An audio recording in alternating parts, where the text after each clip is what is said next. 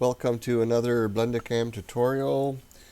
Right now I'm working on a curve. This is a curve that the client sent me, and all we need to do is a simple profile operation.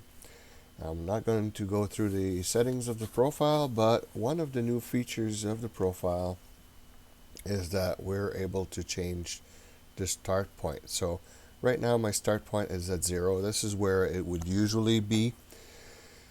And if you calculate the curve or the path, then it starts here, goes through the different holes, and then starts here for the contour.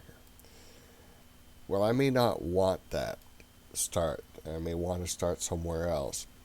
Before there was no way of changing that, but we can change the start point. Let's say 50. Let's see where start point is here in the curve. And you might want the start point in the curve because it's easier if there's a tool mark, then you might be easier to clean off. So I changed to 100 and it changed to the start to another place. Now you need to understand also that the center or the holes will also change, but for our discussion right now they are irrelevant. So let's try 150, calculate again. It's on the outset of the thing. 200. So as you can see, we can move the start point wherever we want.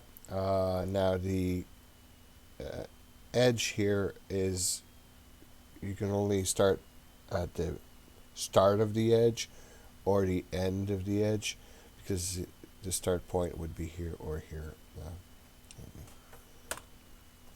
or here.